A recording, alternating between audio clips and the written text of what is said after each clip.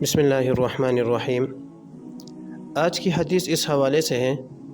کہ جب بھی کسی مسلمان پر کوئی مصیبت آئے یا تکلیف آئے تو اسے کیا کرنا چاہیے۔ تو اس حوالے سے حضرت حذیفہ رضی اللہ تعالیٰ عنہ کی روایت ہے کہ قال كان النبی صلی اللہ علیہ وسلم اذا حزبہ امر صلی، رواہ ابو داود۔ حضرت حذیفہ رضی اللہ تعالیٰ عنہ فرماتے ہیں نبی کریم صلی اللہ علیہ وسلم پر جب بھی کبھی کوئی مصیبت آتی تو آپ صلی اللہ علیہ وسلم نفل نماز پڑھتے تھے، یعنی جب بھی حضور صلی اللہ علیہ وسلم پر کوئی غم اور مصیبت آ جاتی تو آپ نفل نماز کی طرف متوجہ ہو جاتے، کبھی صلاۃ حاجت پڑھ لیتے، کبھی صلاۃ توبہ پڑھ لیتے اور اس کے بعد اللہ تعالیٰ سے دعا مانگا کرتے تھے۔ اسی مضمون کو اللہ تعالیٰ نے سورۃ البقرہ میں بھی بیان کیا ہے، چنانچہ اللہ تعالیٰ فرماتے ہیں یا ایھا الذین آمنوا استعینوا بالصبر والصلاۃ، کہ اے ایمان والو تم مدد طلب کرو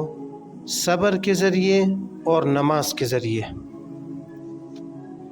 یعنی جب بھی تم پر کوئی تکلیف آئے، مصیبت آئے تو صبر سے کام لو،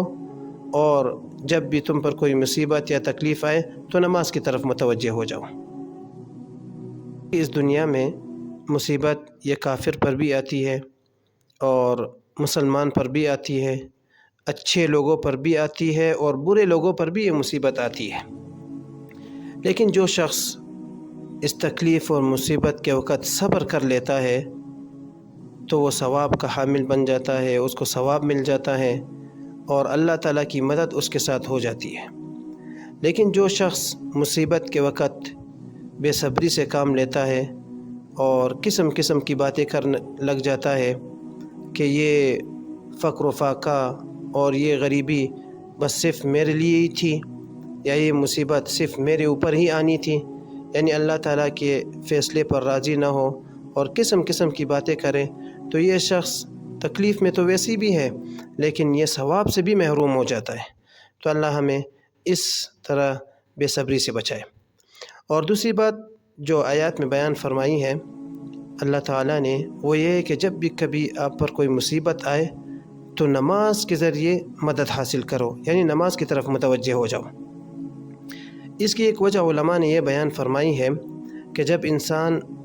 نماز کی طرف متوجہ ہوتا ہے تو اس کا ذہن بالکل